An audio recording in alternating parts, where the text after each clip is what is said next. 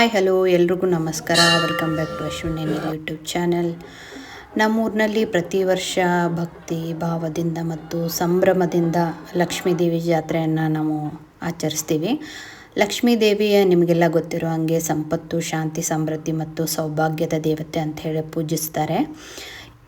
ಪ್ರತಿ ವರ್ಷ ಜನವರಿ end February first ವೀಕಲ್ಲಿ ನಮ್ಮ ಊರಿನ ಜಾತ್ರೆ ಏರ್ಪಡಿಸ್ತಾರೆ. ಲಕ್ಷ್ಮೀ ಜಾತ್ರೆ ಕೇವಲ ಹಬ್ಬವಲ್ಲ, ಅದು ನಮ್ಮ ಊರಿನ ಸಂಪ್ರದಾಯ, ನಂಬಿಕೆ ಮತ್ತು ಒಗ್ಗಟ್ಟಿನ ಸಂಕೇತ. ಸೊ ಜಾತ್ರೆ ದಿನಗಳಲ್ಲಿ ದೇವಾಲಯ ಹೂಗಳಿಂದ ದೀಪಗಳ ಅಲಂಕಾರ ಮಾಡಿರ್ತಾರೆ. ಸೊ 3 ದಿನ ಜಾತ್ರೆ ಇರುತ್ತೆ. ಪ್ರತಿ ವರ್ಷ ಶುಕ್ರವಾರ, ಶನಿವಾರ, ರವಿವಾರ, ಅದು ಡಿಪೆಂಡ್ಸ್ ಅಪಾನ್ ನಕ್ಷತ್ರದ ಮೇಲೆ ಫಿಕ್ಸ್ ಮಾಡ್ತಾರೆ. ಊರಿನ ಹಿರಿಯರೆಲ್ಲ ಸೇರಿ ಸೊ ಎಲ್ಲ ಕಡೆಯಿಂದನೂ ಜನ ಬಂದಿರ್ತಾರೆ. ಸೊ ನಾವು ದೇವಿಗೆ ಉಡಿ ತುಂಬೋದು, ಅಂದರೆ ಸೀರೆ, ಬಾಳೆಹಣ್ಣು, ಗೋಧಿ, ಹಣ್ಣು, ಹಂಪಲು, ತೆಂಗಿನಕಾಯಿ ಎಲ್ಲ ಇಟ್ಬಿಟ್ಟು ದೇವಿಗೆ ನಾವು ಉಡಿ ತುಂಬ್ತೀವಿ. ರಾತ್ರಿ ಆಕಾಶದ ಕೆಳಗೆ ದೀಪಗಳ ಬೆಳಕಿನಲ್ಲಿ ನಮ್ಮೂರಿನ ಲಕ್ಷ್ಮೀ ಜಾತ್ರೆ ಇನ್ನಷ್ಟು ಅದ್ಭುತವಾಗಿ ಕಾಣಿಸುತ್ತೆ. ಸೊ ದೇವಾಲಯ ಹಾಗೂ ಇಡೀ ಊರಿನ ಸುತ್ತಲೂ ಬೆಳಗುವ ಸಾವಿರಾರು ದೀಪಗಳು ಭಕ್ತರ ಮನಸ್ಸಿನಲ್ಲಿ ಶಾಂತಿ, ಭಕ್ತಿಯನ್ನು ತುಂಬುತ್ತೆ. ರಾತ್ರಿ ಹೊತ್ತಿನಲ್ಲಿ ಲಕ್ಷ್ಮೀ ದೇವಿಯ ಮೂರ್ತಿ ಇನ್ನಷ್ಟು ದಿವ್ಯವಾಗಿ, ಇನ್ನಷ್ಟು ಚೆನ್ನಾಗಿ ಹೊಳಿತಾ ಇರುತ್ತೆ. ಇದು ಕೇವಲ ಜಾತ್ರೆಯ ಕಥೆ ಅಲ್ಲ. ಯಾವಾಗಲಂದರೆ ಇದು 1947 ಬ್ರಿಟಿಷ್ ಆಡಳಿತದ ಸಮಯದಲ್ಲಿ ನಡೆದ ನಮ್ಮೂರಿನ ನಿಜವಾದ ಕಥೆ ಇದು. ಅದು ಏನು ಕತೆ ಅಂತ ಹೇಳಿ ನಾನು ಇನ್ನೊಂದು ವಿಡಿಯೋದಲ್ಲಿ ನಿಮಗೆ ಹೇಳ್ತೀನಿ. ನಿಜವಾಗಿ ಘಟನೆ ಆದಂಥದ್ದು. ಸೊ ಅದನ್ನೇ ಪಾಲಿಸ್ಕೊಂಡು ಇಷ್ಟು ದಿನ ನಾವು ಬಂದಿರೋದು. ಆ ದಿನಗಳಲ್ಲಿ ಊರಿನಲ್ಲಿ ಭಯ, ಬಡತನ ತುಂಬ ಇತ್ತು. ದೇಶದೆಲ್ಲೆಡೆ ಇತ್ತು, ಹಾಗೆ ಹಳ್ಳಿಗಳೆಲ್ಲ ಇನ್ನೂ ಜಾಸ್ತಿ ಇತ್ತು. ಸೊ ಅದೇ ಸಮಯದಲ್ಲಿ ಲಕ್ಷ್ಮೀ ದೇವಿ ಜಾತ್ರೆ ನಮ್ಮೂರಿನದವರೆಲ್ಲ ಸೇರಿ ಮಾಡಿದರು. ಇದರಿಂದ ಧೈರ್ಯ ನೀಡಿತ್ತು ಅವರಿಗೆ. ಆವಾಗ ಊರಿನ ಹಿರಿಯರು ಒಟ್ಟಾಗಿ ನಿಂತು ಲಕ್ಷ್ಮೀ ಜಾತ್ರೆ ತಪ್ಪದೇ ನಡೆಯಬೇಕೆಂದು ನಿರ್ಧಾರ ಮಾಡಿದಂಥ ದಿನ. ಆವಾಗಿನ ಕಾಲದಲ್ಲಿ ಜಾತ್ರೆ ನಡೆದಾಗ ಯಾವ ದೊಡ್ಡ ಮೇಳ ಆಗಲಿ, ಈ ಥರ ಲೈಟಿಂಗ್ಸು ಈ ಥರ ಏನೂ ಇರಲಿಲ್ಲ. ಕೇವಲ ಇದ್ದದ್ದು ಆವಾಗ ದೀಪಗಳ ಬೆಳಕು ಮಾತ್ರ.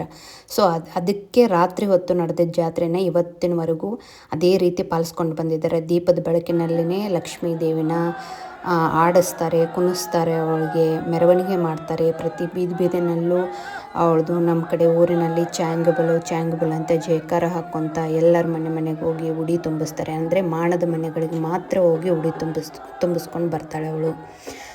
ಚಾಂಗಬಲು ಅಂತ ಹೇಳಿ ಅವಳನ್ನ ಜಯಕಾರ ಮಾಡಿಸ್ತಾರೆ. ಸೊ ಎಲ್ಲರ ನಂಬಿಕೆ ಏನಂದರೆ ಆವತ್ತಿನ ದಿನ ಲಕ್ಷ್ಮೀ ದೇವಿ ಮೂರ್ತಿನಲ್ಲಿ ಸಾಕ್ಷಾತ್ ಲಕ್ಷ್ಮಿನೇ ಇರ್ತಾಳೆ ಅಂತೇಳಿ ಎಲ್ಲರೂ ನಂಬಿರ್ತಾರೆ. ಅಷ್ಟೊಂದು ನಂಬಿಕೆ, ಭಯ, ಭಕ್ತಿಯಿಂದ ಪೂಜಿಸ್ತೀವಿ ನಾವು ಲಕ್ಷ್ಮೀ ದೇವಿನ. ಇಂದು ನಾವು ಸಂಭ್ರಮದಿಂದ ಲಕ್ಷ್ಮೀ ಜಾತ್ರೆ ಆಚರಿಸ್ತೀವಿ ಅಂದರೆ ಅದರ ಹಿಂದೆ ಆ ದಿನಗಳ ತ್ಯಾಗ ಮತ್ತು ಅಚಲ ಭಕ್ತಿ ಇದೆ. ಸೊ ಇದು ನಮ್ಮೂರಿನ ಕತೆ, ನಮ್ಮ ಇತಿಹಾಸ, ನಮ್ಮ ಹೆಮ್ಮೆ. ಹಾಗೆ ಎಂಟರ್ಟೈನ್ಮೆಂಟ್ಗಿರಲಿ ಅಂತ ಹೇಳಿ ಎತ್ತುಗಳದು, ಆಮೇಲೆ ಕುದುರೆಗಳು ಶರ್ತಿ ಇಟ್ಟಿರ್ತಾರೆ. So first, second price, third prize ಇದ್ದವರಿಗೆ ಬಹುಮಾನವೂ ಇಟ್ಟಿರ್ತಾರೆ ಪ್ರತಿ ವರ್ಷ. ಹಾಗೆ ನಾಟಕಗಳನ್ನು, ವೆರೈಟಿ ಬೇರೆ ಬೇರೆ ಹಳೆಯ ಪದ್ಧತಿಯ ನಾಟಕಗಳನ್ನು ಏರ್ಪಡಿಸಿರ್ತಾರೆ. ನೈಟೆಲ್ಲ ನಾವು ಹೋಗಿ ನಾಟಕನೂ ನೋಡ್ಕೊಂಡು ಬರ್ತೀವಿ. ಹಾಗೆ ಕುಸ್ತಿನೂ ಇಟ್ಟಿರ್ತಾರೆ. ನಾನು ಎಲ್ಲ ವಿಡಿಯೋನೂ ಮಾಡೋಕ್ಕಾಗಿಲ್ಲ. ಕುಸ್ತಿಯನ್ನು ಇಟ್ಟಿರ್ತಾರೆ. ತುಂಬ ಅದ್ಭುತವಾಗಿ ಎಲ್ಲ ಅರೇಂಜ್ಮೆಂಟ್ ಮಾಡ್ಕೊಂಡಿರ್ತಾರೆ. ಮುಂಚೆ ಎಲ್ಲ ಅಷ್ಟೊಂದು ಇಂಟ್ರೆಸ್ಟ್ ಇರಲಿಲ್ಲ. ಇವಾಗಂತೂ ಎಲ್ರಿಗೂ ಎತ್ತುಗಳದು, ಕುದುರೆದು ರೇಸ್ ನೋಡೋದಂದರೆ ತುಂಬ ಇಂಟ್ರೆಸ್ಟು. ಸೊ ಬೆಳಗಿನ ಜಾವ 4-5 ಗಂಟೆಗೆ ಬರುವಾಗ ನಾವೆಲ್ಲರೂ ಸೇರಿ ಹೋಗಿ ಉಡಿ ತುಂಬಿ ಕಳಿಸ್ತೀವಿ.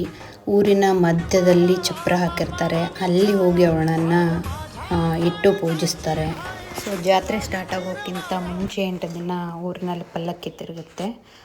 ಮೇನು ಗರ್ಭಗುಡಿ ಲಕ್ಷ್ಮಿ ಏನಿರ್ತಾಳೆ ಅವಳಿಗೆ ತುಂಬ ಬಂಗಾರ ಇದನ್ನೆಲ್ಲ ಹಾಕಿ ಅಲಂಕಾರ ಮಾಡಿ ಗರ್ಭಗುಡಿ ಲಕ್ಷ್ಮೀ ದೇವಿನ ಅಲ್ಲಿ ಪೂಜಿಸ್ತಾರೆ. ಸೊ ಇಲ್ಲಿ ನಮ್ಮೂರಲ್ಲಿ 3 ಮುಖದ ಲಕ್ಷ್ಮೀ ದೇವಿ, 2 ಮುಖದ ಲಕ್ಷ್ಮೀ ದೇವಿ, ಹಾಗೆ ಇಲ್ಲಿ ವಿಡಿಯೋದಲ್ಲೇ ನೀವು ನೋಡ್ತಾ ಇರೋದು ಇಂಗ್ಳೋಬ ಅಂತ ಹೇಳಿ ಲಕ್ಷ್ಮೀ ದೇವಿಯ ಮಗ. ಅವನು ಅವನನ್ನು ಆಟ ಆಡಿಸ್ತಾರೆ. ನೈಟೆಲ್ಲ ಆಟ ಆಡಿಸೋದು, ಮೆರವಣಿಗೆ ಮಾಡೋದು. ಹಾಗೆ ಲಕ್ಷ್ಮೀ ದೇವಿನೂ ಅದೇ ಥರ ಆಟ ಆಡಿಸಿ ಕುಣಿಸ್ತಾರೆ ಅವಳಿಗೆ. ಅದೇನೋ ನಂಬಿಕೆ ಪುರಾತನ ಕಾಲದಿಂದನೂ ಹಾಗೆ ಬಂದಿದೆ. ಸೊ ದೇವಿ ಹತ್ರ ಹರಕೆನೂ ಹೊತ್ಕೊಂಡಿರ್ತಾರೆ. ನಾನು ಈ ಥರ ಏನು ನಮಸ್ಕಾರ ಹಾಕ್ತೀನಿ, ನೀವೇನೋ ಈ ಕಡೆ ಊರುಳ ಸೇವೆ ಅಂತೀರ, ಆ ಥರ ನಾವು ಅವತ್ತಿನ ದಿನ ಬೇಡ್ಕೊಂಡಿರೋರೆಲ್ಲ ಲಕ್ಷ್ಮೀ ದೇವಿಗೆ ಸೇವೆಯನ್ನು ಸಲ್ಲಿಸ್ತೀವಿ. ಅವಳು ಹೋಗಿ ಅವಳದ್ದು ಆಟ ಎಲ್ಲ ಆಡಿಸಿದ್ದಾದಮೇಲೆ ಮುಂಜಾನೆ 5ರಿಂದ 6 ಗಂಟೆ ಒಳಗಡೆ ಅಲ್ಲಿ ಹಾಕಿರೋ ಚಪ್ರದಲ್ಲಿ ಹೋಗಿ ಕೂಡಿಸ್ತಾರೆ ಅವಳನ್ನು. ನಾವು ಮನೆಯಿಂದನೋ ಅಥವಾ ನಮ್ಮ ಊರಲ್ಲಿ ಕೃಷ್ಣಾ ನದಿ ಅಂತ ಇದೆ, ಸೊ ಹೊಳೆಯಿಂದನೇ ಹಾಕ್ಕೊತ ಹೋಗ್ತೀವಿ. ನಮಸ್ಕಾರ ಹಾಕ್ಕೊತ ಹೋಗಿ ಆ ಚಪ್ರ ಸುತ್ತಲೂ ನಾವು ಸೇವೆಯನ್ನು ಸಲ್ಲಿಸಿ ಆಮೇಲೆ ಸ್ನಾನ ಮಾಡಿ ಹೊಸ ಬಟ್ಟೆನ ಹಾಕ್ಕೊಂಡು ದೇವಿಗೆ ಮತ್ತೆ ಉಡಿ ತುಂಬ್ತೀವಿ. ಸೊ ನಾನು ಅತ್ಯಂತ ನಂಬಿರೋ ದೇವಿ, ತುಂಬ ನಂಬಿಕೆ ಇಟ್ಕೊಂಡಿದ್ದೀನಿ ಅವಳ ಮೇಲೆ. ನಾನು ಯಾವುದೇ ಕೆಲಸ ಮಾಡಲಿ, ಏನೇ ಮಾಡಲಿ, ಅವಳ ಹೆಸರಿಲ್ಲದೆ ಅವಳದ್ದು ಅನುಮತಿ ಇಲ್ಲದೆ ಯಾವುದನ್ನು ಮಾಡಲ್ಲ ನಮ್ಮೂರ ಕಡೆ. ನಾನು ಮಾತ್ರ ಅಲ್ಲ, ನಮ್ಮೂರಿನ ಜನ ಎಲ್ಲ ನಂಬಿರೋದದೇ. ಪ್ರತಿ ಶುಕ್ರವಾರನೂ ಅವಳಿಗೆ ಅಲಂಕಾರ ಮಾಡಿ ಪ್ರತಿ ಶುಕ್ರವಾರ ಹಳ್ಳಿ ಜನ ಎಲ್ಲರೂ ಗುಡಿಗೆ ಹೋಗಿ ಸ್ವಲ್ಪ ಹೊತ್ತು ಗುಡಿಯಲ್ಲಿ ಕೂತ್ಕೊಂಡು ನಮಸ್ಕಾರ ಮಾಡಿ ಬರ್ತೀವಿ. ಸೊ ಜಾತ್ರೆಯೆಲ್ಲ ಆದಮೇಲೆ ಅವಳನ್ನು ಕರ್ಕೊಂಡು ಹೋಗಿ ಮತ್ತೆ ತಂದು ದೇವಸ್ಥಾನದಲ್ಲಿ 8 ದಿನ ಇಟ್ಬಿಟ್ಟು ಲಾಕ್ ಮಾಡ್ತಾರೆ. ದೇವಸ್ಥಾನನೂ ಓಪನ್ ಮಾಡಲ್ಲ. ಹೀಗೆ ಮಕ್ಕಳಿಗೂ ಆಟ ಆಡೋದಕ್ಕೆ ವೆರೈಟಿ ಗೇಮ್ಸ್ ಬಂದಿರುತ್ತೆ. ಮಕ್ಕಳಿಗೆಲ್ಲ ಆಡ್ಬೋದು, ದೊಡ್ಡವ್ರಿಗೂ ಇರುತ್ತೆ. ತುಂಬ ಎಂಜಾಯ್ ಮಾಡಿದ್ವಿ ಜಾತ್ರೆಯಲ್ಲಿ. ಅದು ಮಾತ್ರ ಅಲ್ಲ, ವೆರೈಟಿ ಸ್ಟಾಲ್ಸು ಬಂದಿರುತ್ತೆ ತಿಂಡಿಗಳು. ನಮ್ಮೂರ ಕಡೆ ಬೇಳು, ಪಾನಿಪುರಿ, ಶೇವ್ಪುರಿ ಫೇಮಸ್ಸು. ಸಾಂಗ್ಲಿ ಪಾವ್ ಭಾಜಿ, ಆಮೇಲೆ ಪಾನಿಪುರಿ ಅಂದರೆ ತುಂಬ ಫೇಮಸ್ಸು. ಹಾಗೆ ಗೋಬಿ ಮಂಚೂರಿ, ತುಂಬ ವೆರೈಟಿ ಥರ ಬೇಳೆಲ್ಲ ಬಂದಿರುತ್ತೆ ಸ್ಟಾಲ್ಸು. 3 ದಿನ 4 ದಿನ ಜಾತ್ರೆ ಇರುತ್ತೆ. ನಾವೆಲ್ಲ ತುಂಬ ಎಂಜಾಯ್ ಮಾಡಿದ್ವಿ. ಈ ಥರ ಇತ್ತು ನಮ್ಮೂರಿನ ಜಾತ್ರೆ. ಈ ವಿಡಿಯೋ ನಿಮಗೆ ಇಷ್ಟ ಆಗಿದೆ ಅಂತ ಭಾವಿಸ್ತೀನಿ.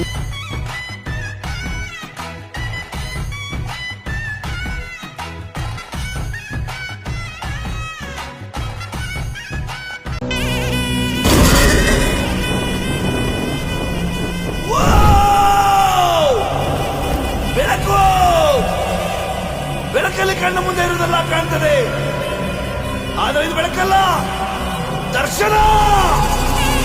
ಹಿಂದೆ ನಡೆದದ್ದು ಮುಂದೆ ನಡೆಯುವುದು ಎಲ್ಲ ತೋರಿಸೋ ಬೆಳಕು ಕಾಣ್ತದ.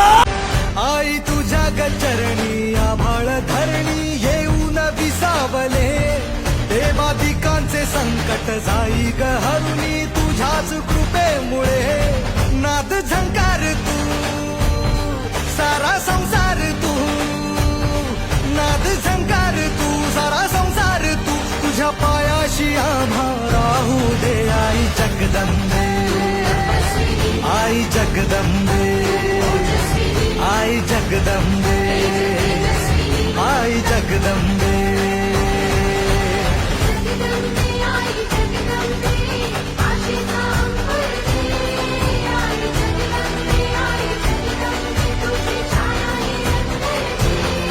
आई जगदंबे, आई जगदंबे, आई जगदंबे, आई जगदंबे.